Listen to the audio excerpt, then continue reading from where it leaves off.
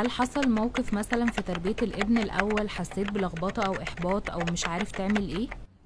يعني الولد الاولاني دخلته النيرسري عادي جدا، مفيش اي مشكله خالص والكلام ده كله. وبعد كده جينا ندخل انترفيو المدرسه، كانت الدنيا لطيفه وما كانش في اي مشكله.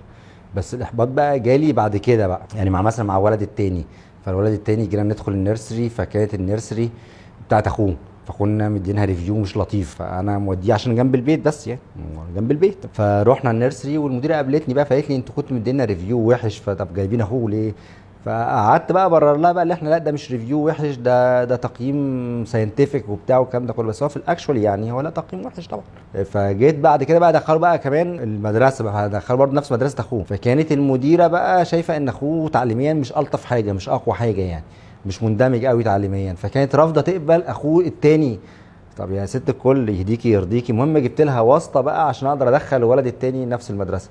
طبعا حاجه يعني ميزرابل شويه، يعني المفروض اصلا ان التعليم والحاجات دي حقوق الطفل، فمش معقول ان انا هودي ولد نيرسري فيعملوا له انترفيو في النيرسري. يعني انا هودي ولد عنده 3 سنين يتعمل له انترفيو ليه؟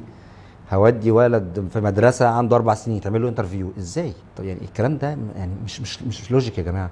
يعني المفترض ان انا باخد خامه ابتدي انا اظبطها. هو المفروض الانترفيو لو انا هعمله يعني عشان اقيم الموقف، يبقى انترفيو للاب والام اللي هم هيساعدوني في ان انا اشكل الخامه، مش في الخامه نفسها. يعني انت مفترض انت تاخد الخامه الوحشه تطلعها حلوه، ما دي وظيفتك. يعني انت وظيفتك ان انت تاخد الطفل اللي هو لسه مش قادر يتعلم او مش متعلم بشكل كويس، او اللي انت تعلمه وتطلعه كويس، ده نجاحك. مش اللي انت تاخد ولد كويس تطلعه ولد كويس. انت عملت ايه؟ غلفت يعني، عملت الباكج ده مش لطيف يعني. فطبعا كانت دايما مشاكل دايما كانت بتبقى مع المدارس ومع النيرسري والكلام ده كله. بس في الاخر هو ده الظروف الموجوده حاليا، يعني انت لازم تتعامل مع النيرسري اللي موجوده، بتعمل انترفيو لعيل عنده 3 سنين، ده شيء مش لوجيك عقليا، مش لوجيك. لازم تبقى برضه بتعمل انترفيو لعيل داخل كيجي، غالبا بيعمل الانترفيو ده هو عنده 3 سنين ونص، انت مضطر برضه انت تعمل ده وبتحاول نساعد. بس في الاخر لا طبعا مش حاجه لطيفه يعني.